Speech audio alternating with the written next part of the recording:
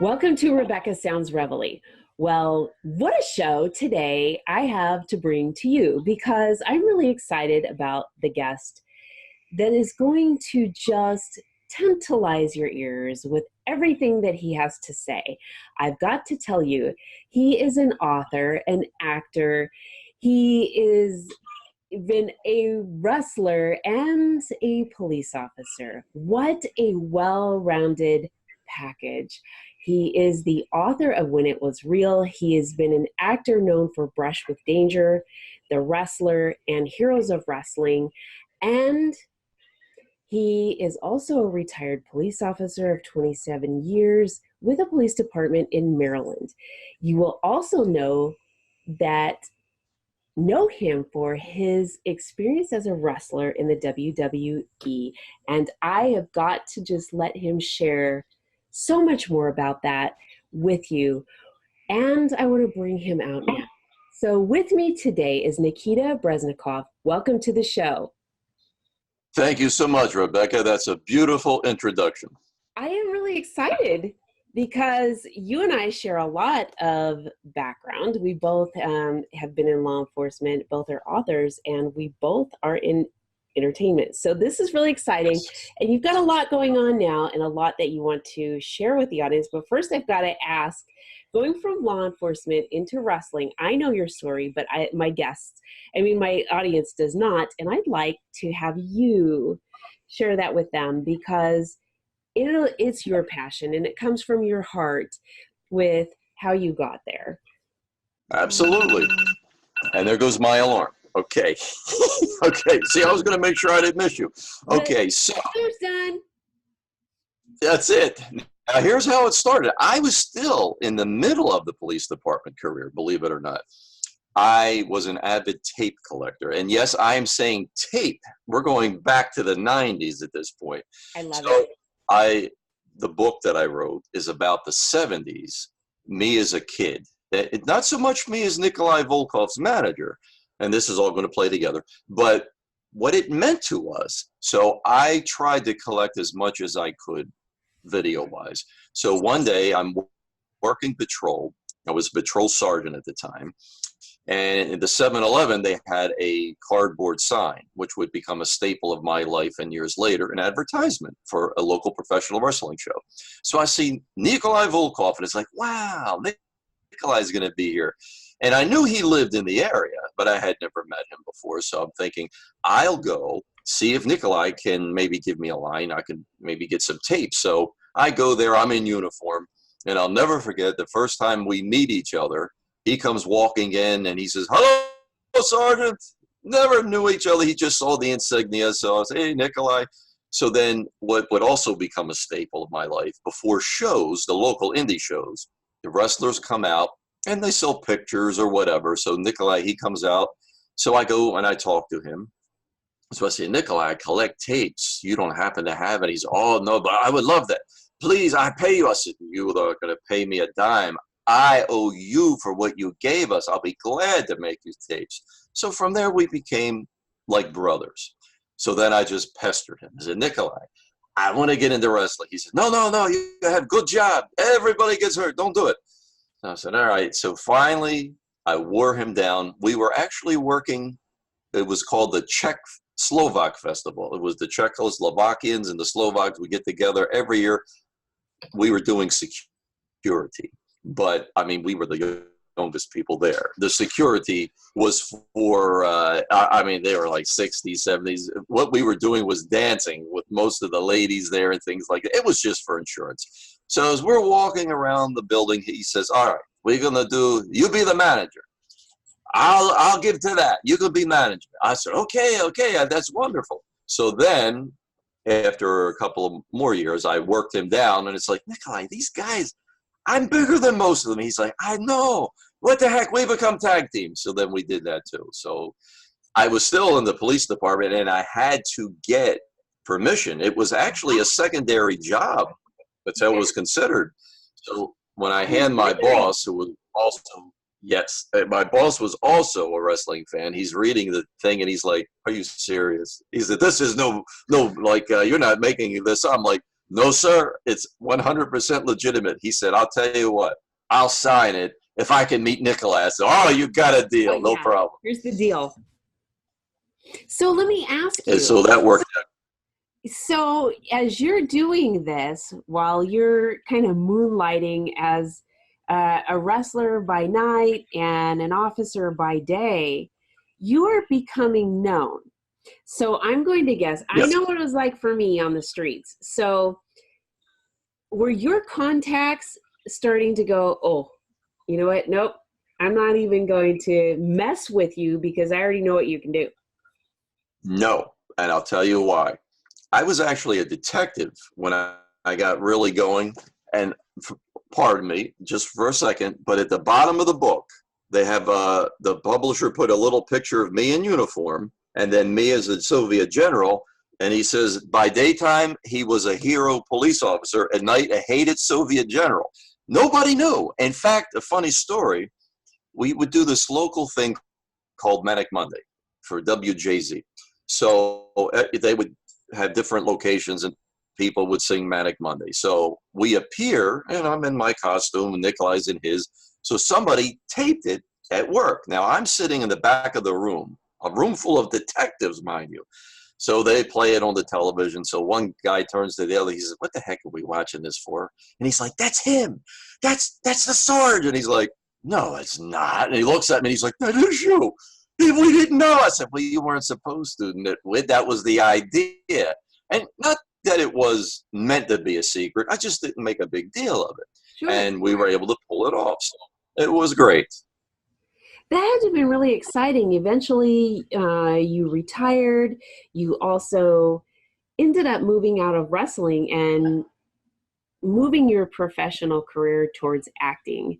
And so, how did you make that transition? The first part, it's really strange.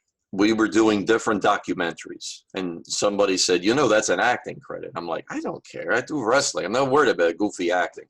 Uh-huh. But after it was a time where I was still living back in Maryland. So a local guy, he says, "Hey, would you like to be in a movie, you and Nikolai?" And he said, it's a real neat kind of an idea.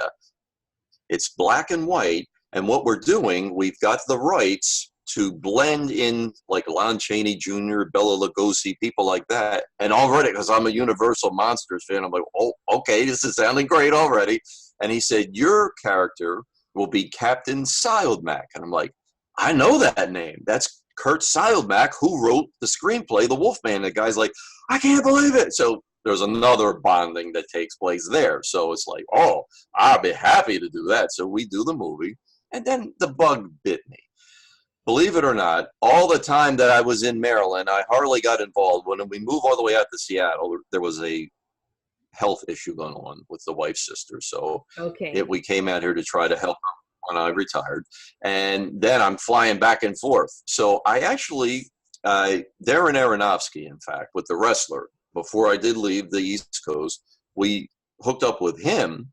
My good friend Evan Ginsberg, who was one of the producers, and I've known Evan for 30 years, he said, "Look, Darren wants to know what this wrestling thing is. Can we all meet? Come to Manhattan, you, Nikolai, and luscious Johnny Valiant, another dear friend who's left us." And it was like, oh, man, but be happy to be there. But, Rebecca, that night that we were leaving, there was a blizzard on the horizon, and it was coming from the north.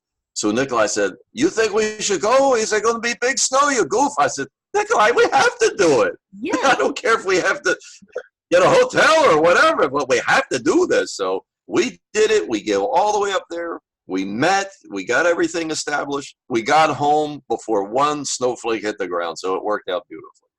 But then from there, the bug had bit me. So then at one point, I'm going back and forth to Maryland. Loretto, with an O, Gubernatis, Okay. she had me on her show Top of the Morning, which still runs. It's a cable show in Baltimore. And she said, "Yeah, we'd love to have you as a guest because of your background, of course." So I go on the show. So it filmed on the top of the World Trade Center in Baltimore. So the host asked me a question, and she's like, don't stop him, let him go, let him go. So when we were done, she said, you know what? How would you like to be a co-host? I said, yeah, I want to learn, I want to do things. So for one season, I was a co-host of Top of the Morning.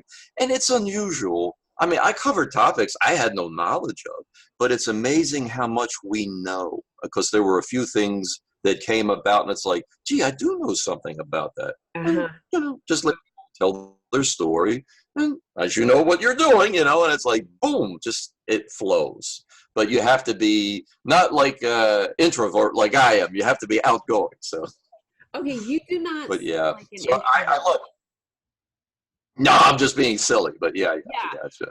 Oh my God, no, I'm a Leo, so no.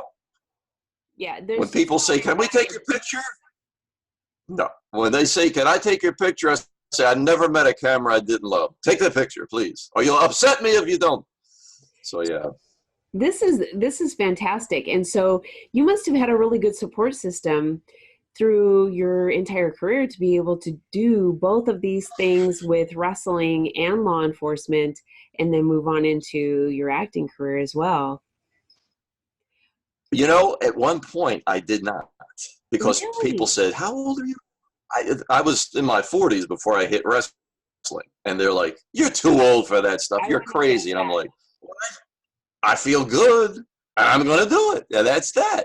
My mother from day one, and see, part of the book, the reason that it was written, I was severely abused as a child, physical and emotional child abuse. My father was an alcoholic.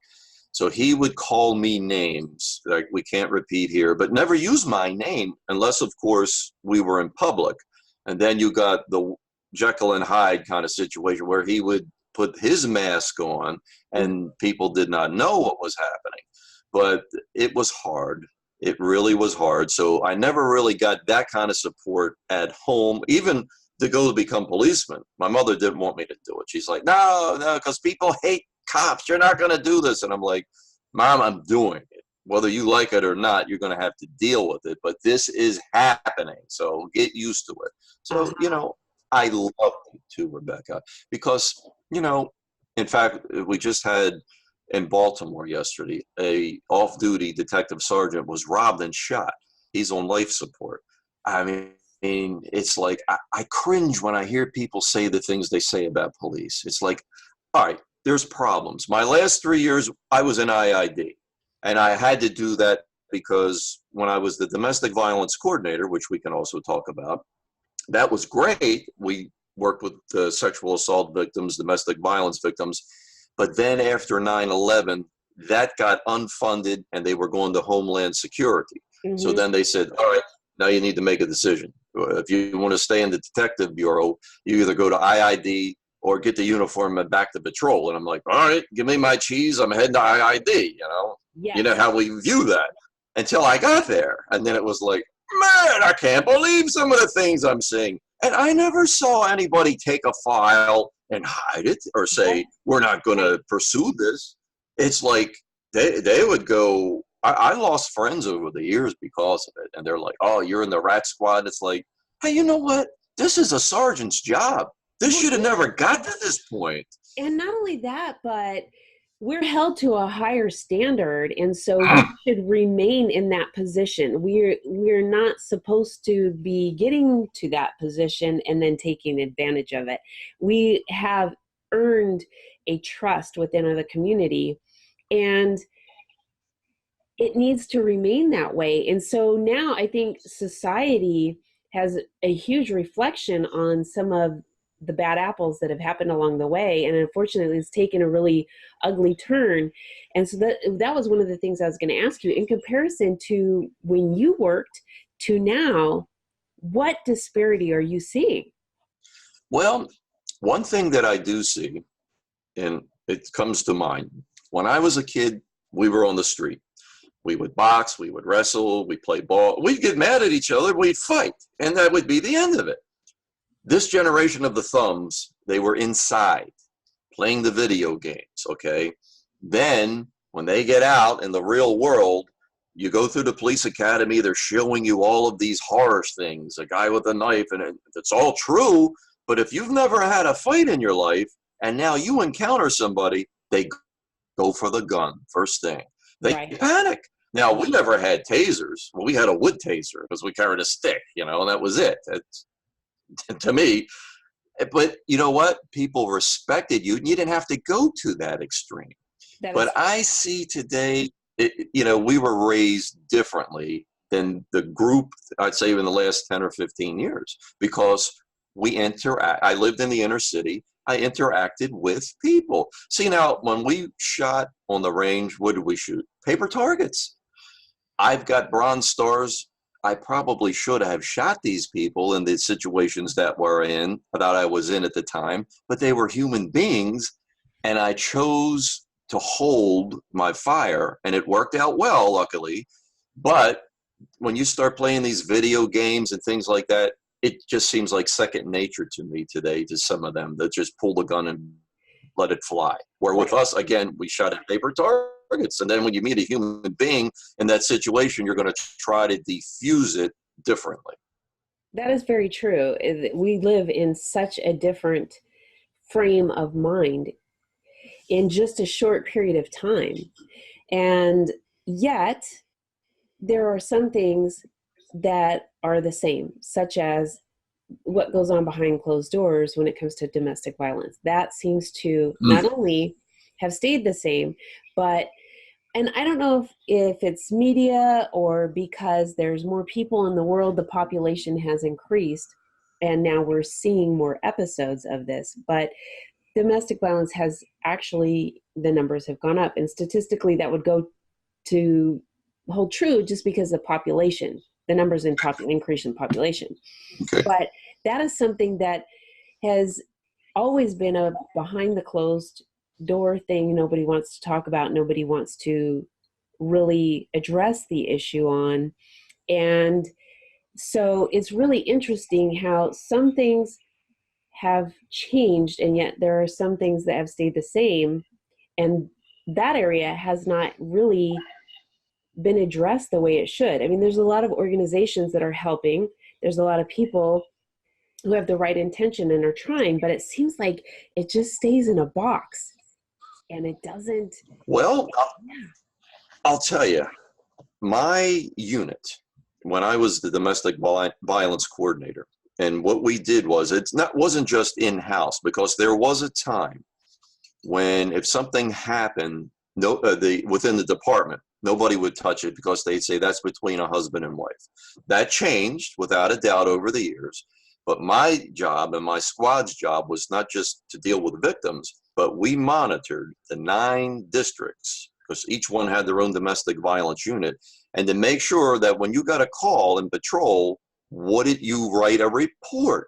Every time they came up with a new procedure, no matter if it's unfounded, write that, but write a report for each domestic violence call. So, they got lazy. They didn't want to write the report. So we would get communications call sheets and say, okay, and then go try to find the report. There would be times there's no report. You go to the officer. Where's the report? What happened? It's like, hey, wait a minute. If this was one of your mother, your sister, or whoever, you would want it taken care of. That's how we want it applied here, like it's a family member. Or if you hate your family, then a close friend, okay? But you got to follow through, because women are going to a court commissioner with a report number. There's no report, and then they get turned away, and then they feel like the system is against them. So that's what we were trying, and we did a very good job. I had 2 people. That was it. And then we worked with the different organizations within the city, advocate victim units and things like that, and within the police department. So we got good progress. We really did. We certainly let people know through different programs and different outreach programs. When the television series Homicide: Life on the Street was being filmed in Baltimore, there was an issue with that.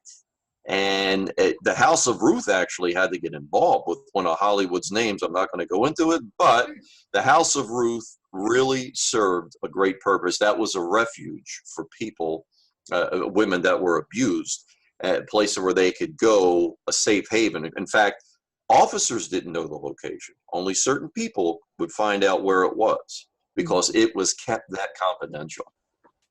And, that's really interesting you say that, because oftentimes it's really hard to keep safe houses really confidential. And that is Yes. so important and crucial for someone when they are ready to flee a situation, being that is the most dangerous time for a person to leave a domestic violence situation. And the problem that comes in, people judge because they'll say, well, if it's that bad, why does she stay? Well, you don't have a choice sometimes. And I lived that. When I was going through my abuse, I thought it was normal. I really did. I did not know that that's not how a family is because a lot of my friends, they were all came from divorced families. So I really didn't have much comparison. So I thought, well, what I'm going through is normal, and I accepted it. Wrestling was my catharsis. That's what brought the book about, as a payback for what the men and women in that profession did, saving me. But when people say, well, she should do this, she should do that, what do you do if you have children? Where are you going to go? Who's going to take care of you? And then that begot human trafficking. When you get to runaways, Yes. where do the runaways, and then we get into what people tagged as prostitution. It's like, okay, we, again, like with the police getting a bad mark and then people run with that. Prostitution is not what we called it. It is human trafficking. And most of the time, the women are underage. It's like, and who's doing that? People in your neighborhood, people in your community. They're, sometimes they'll come from different areas, but it's men within and look, men, we own it. It ain't women out there doing it. You see women that are the human trafficking victims, but it's men that are doing the deed and going around and using another human being. You have a really very important point that you're making, and we are failing to recognize that. And that is that right here in our home country, the United States, we are seeing human trafficking right under our nose and not recognizing what it is. And it is. I think they chose to ignore it too, Rebecca. You know why? Again, men. If it was happening to men, I think it would be a different scenario. And listen to me, I'm not a female, because a lot of they'll say, well, that's a feminist. No, I'm a man. And I've seen it, and I know what's going on out there. And I'll tell you, if it was going on to men, you'd see this thing cleaned up. Do you think so, Nikita? Do you think if it was gender reversed, that it would be a whole different issue? I think you would see a vast improvement. Now, I hear from some people that say, well, it happens to men too. It's like, boys. Yes, I understand that. Yes. It does happen. Usually because they're vulnerable, and it's usually that rotten uncle. I now understand what it is about an uncle, but the cases that came upon my view over the years, it's like, how do you tolerate this? And there was one that wasn't job related that I knew of personally, and I'm like, this guy, he married into the fact. I'm thinking, my mother, I know that what she would have done. She'd be in jail. There's no way if this guy molested my sister like that he'd just be coming for dinner next week, and we wouldn't talk about it. It's like, we wouldn't talk about it. Oh boy. There was times I said, look, I can't be in the same room with this guy. I just can't. It's really interesting, because I was having a conversation with someone just recently, and we were talking about the high levels of human trafficking right here and how prevalent it is, along with it being conducted by family members and it being so normalized in our society, and it's becoming numbing to Agreed. our culture.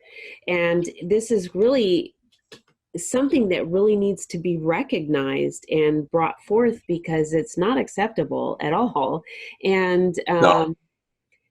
and like I said, I mean, it's just becoming numbing and normalized. And we're seeing these another area that's kind of being brought to this is the acceptance of certain illnesses such as pedophilia that's being said that this isn't okay, or incest is okay. These things are being accepted as okay. And all of this kind of I've been waiting for that. I've been waiting for that one. Yeah. Yeah. And I hear you. I've been watching what's been going on, and with a lot of things that have been coming out through, sources of credible media sources. And I am just watching the erosion and thinking, this is really sad, because it does go back to this normalization, the numbing effect, and the acceptance of things that are not acceptable. And so it's interesting that we're talking about it now. Now, I'm going to give Homicide, Life on the Street, I gave him a little knock. I'm going to give him a high mark now. They had an episode. A detective had suppressed this for years, but he confessed to his partner in a moment he was having a tough time with the case. And he told him that he had been molested as a child by his uncle. And he said, I told my father. And my father looked at me and said, "Why are you lying?" And he portrayed it perfectly. Kyle Secor, he did a magnificent job. And he said, because it was an inconvenience. And that is so true, Rebecca. Families don't want to recognize it because you're going to cause a rift. This one won't talk to me. This one will be, it's like, this is your child, even animals. Can you imagine trying to go? I've seen it with buffaloes when they got a little one.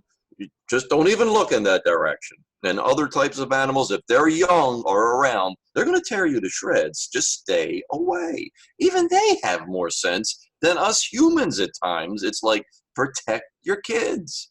Yes, this is so crucial. And we seem to just be letting things happen instead of stepping up when we need to. And we just are letting other things sort of step in place. So, for example, social media, we're bringing in to sort of allow the attention span to be directed so that our attention can be focused on something else instead of going out and playing with our children or whatever. I mean, there's things that are being misdirected, which if they were put in the right direction, we could prevent a lot of things from happening in the first place. I think, well, you've got something right there. The other problem is there's such a wide connection with this web now. And I think web is a perfect description because these like kinds can connect with each other. And now you have a conspiracy going on, and they can trade information. They can teach each other, if you will. And it's like, this is what we don't need. But I mean, we also grow in so many other positive ways from the web. So you got to take the good with the bad. But on the other hand, people, I think a larger problem, what you're saying about the computer, when I was a kid, we would sit outside in the summer and the neighbors would talk and the kids would play. Everybody's inside on their computer or they're looking down at the box. And they ignore, just as we're saying, the prostitution problem / human trafficking, and they see it, but if it doesn't affect them, they don't care. People don't reach out to their neighbors like they once did. I mean, it used to be if you knew you had an elderly neighbor, if it was bad weather, go take care of them. Make sure they're okay. They want shopping, be Johnny on the spot. Go in there and help them. They get this stuff inside the house, But today it's like, here's the dividing line. This is my side. That's your side. So it's like, true. Okay, we need to get closer. This is true. And I can tell you, even in some circles of certain professions, you still have these segregated groups. And I can tell you that even in one that I was in, I made it a point to still wave at other people and say hi and want the camaraderie, even if they were saying, no, we're kind of still in our own world over here. And it was like, no, we're all on the same team. Right. I even noticed that in the police department the last couple of years.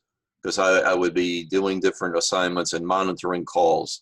And somebody would get a call for a hot call that was very dangerous, and there's no backup. Nobody's jumping on the radio. The dispatcher would actually have to assign it. It's like, what happened in my day? If you got a call like that, the whole squad's going, no matter what. You're not supposed to. You're supposed to have a couple. Yeah, but everybody's going to be there, you know? And it's like, what's going on?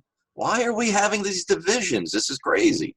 Yes, and what you're saying is right. They're divisions, and why? And it's widespread. It's not one particular segment of society. It is all over.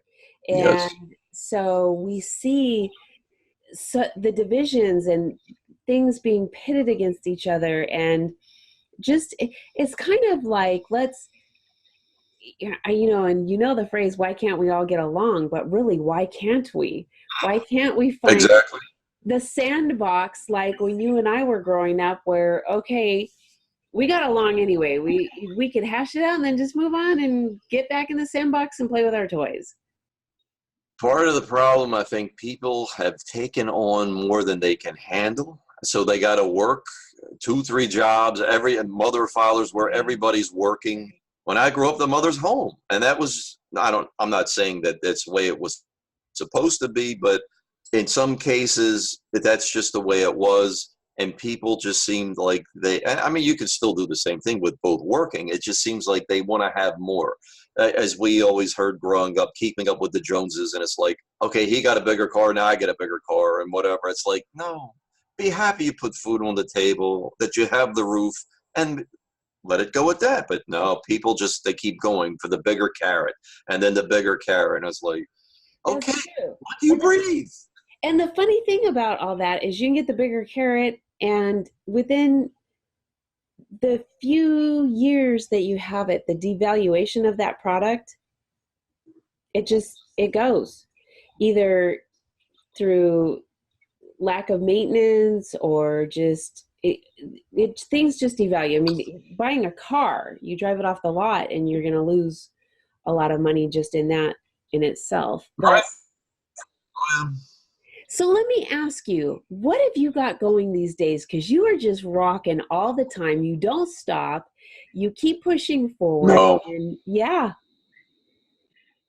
one of the catchphrases at the bottom of my book is, good is the enemy of great. It's not mine. I heard it somewhere along the way, but I live that, because it's like, you always hear people say, that's good enough. Yeah, I did good enough. It's like, no, be great. Keep going, keep digging. The book right now is keeping me very busy, because it's not going to be a bestseller because it's a niche audience, but it's getting talk in the industry because of its content. And here's a quick picture of it when it was real. And the reason, it's Bob Backlund against Greg Valentine, February 19th, 1979 in Madison Square Garden. And the reason it's getting the talk, it's because, you know, if that's what it meant to people, it was important. And I don't knock today's product. I don't degrade what anybody does. It was different then. Now, see, just like we're talking about the web, we didn't have that back then. So this could be innocent. You couldn't exchange information quickly like you can on the web. Today, they tell you in the locker room what the heck's going to be on television. So they actually have to lock that down. So it's like, man, information leaks all over the place. But we didn't even have sharing, because unless somebody was a friend, say like in Boston, and in those days, long distance calls, your parents would clobber you if you made a long distance call because it was expensive. You didn't talk to people, maybe a letter, but by the time you got the letter, you've already seen your show in your town. So word didn't travel. So it was able to be kept, presented as real. We knew from day one. My mother would tell me, you know, it's this, it's that. It's like, Mom, just let me enjoy it, okay? I'm not going to tell you Marcus Welby's not a doctor tonight when you watch it. Okay, just let me enjoy it. And we could suspend our belief. The blood was always real, though, Rebecca. Absolutely, 100%. And in fact, there was a show that I had attended one time, and it was like God bless Lou Albano. He was in Super Mario Brothers, and Lou was in a lot of movies, but he was a famous manager more so than wrestler, and he was a bleeder. He didn't care. He would do it. So it was a match. He was wrestling Bruno Sammartino, and it was right before intermission. So a friend of mine and I, we go down to the ring after the match, and it's like, this is real blood. I mean, look at it all the way to the dressing room, and it's like, we almost seemed like we were demented. Because when you did something to one of our favorites, it was like family. And there's Nikolai would tell me stories. He said, sometimes they slash all four tires. I have to park blocks away because people attack me and they do stuff. And it's like, but we believed it. We cared about it. The day they watch it, they laugh. They say, okay. It's like you went to the movies and you go home. Now, like a Star Trek person, Batman, which I'm a big fan of, 66, people like that, you're into it. You're deeper. And that's what this was. Today's product, it's wrestling, but I don't think you carry what we carried when people watch it. They still talk about it. And I've been in so many circles, and not just like you say, acting and police work, but go to a doctor's office. They find out about wrestling. Man, they just pour out about it. Go to a lawyer. Boom, they're talking about wrestling. It's touched so many people, and it's meant so much to so many people. That's the difference. I love it. I absolutely love it. So we definitely want to get the audience to take a peek at what you are doing now and get a copy of your book. Where can they find it? It is at crowbarpress.com, CROWBAR, all one word, crowbarpress.com. Scott Teal is the publisher and the editor. He did a magnificent job, and because I wrote in police vernacular. So he said, Nikita, this is never going to sell. I'll edit it. It's like, okay, Scott. But he's done over 200 books. He is a master. And the thing, it's hard for people to see, but what he did, I didn't know that he was going to do this. He put in these little, with our advertisement, newspaper ads.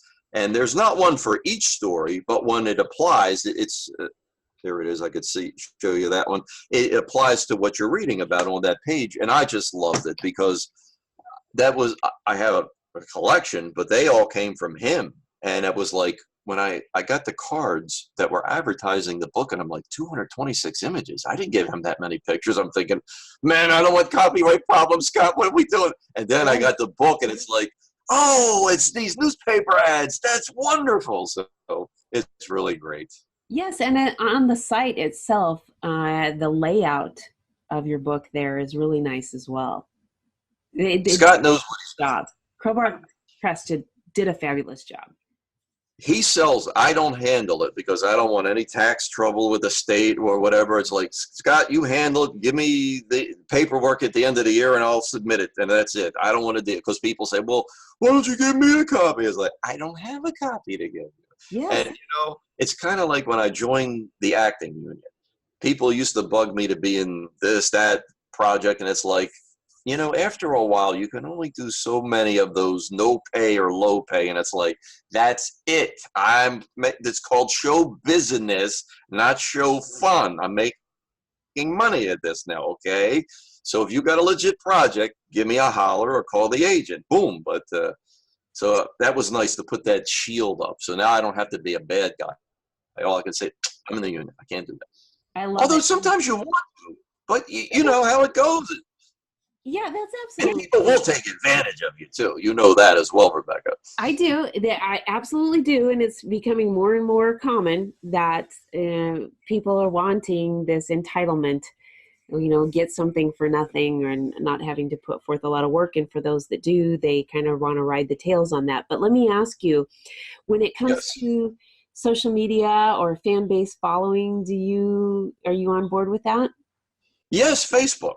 I post daily something from even though my book only covers the 70s, because I submitted 500 pages to him that he narrowed down to 276, but I go all the way to 1983 is when it changed, is when I called the day the music died, when Hulk Hogan won, and I won't knock him, but the format became different.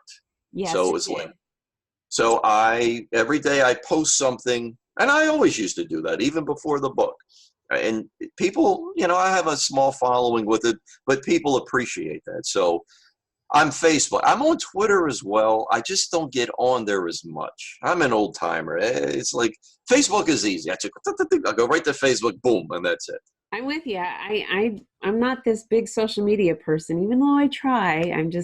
I'm not. So I'm We with try. you. I know. Yes, we do try.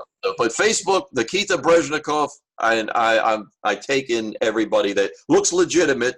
If we have a connection with somebody else, or you look like, you know, make sure who I'm letting in, because you know how many goofy people are out there with their gimmicks. It's like, I don't want that trouble. No, thank you. Agreed. I agree with you. Well, Nikita, thank you so much for being here today. This has been quite delightful and very informative for the audience. I know that there's a lot of content that we talked about today that I think that can be really utilized and absorbed and really make a difference in people's lives. My pleasure, Rebecca. Thank you for having me. I am so excited. And for all of you out there who tune in every week, I really encourage you to connect with Nikita on Facebook. Make sure to get a copy of When It Was Real, Crowbar Press. You've got to check it out. This is something that I will tell you is going to really bring a lot of joy to you and a lot of insight. It is really good. Thank you again, Nikita, and I want to thank all of you again for tuning in every week. Make sure you share this with your friends, your family, all of your loved ones, everybody you know on social media, and all those you don't. Thanks for tuning in.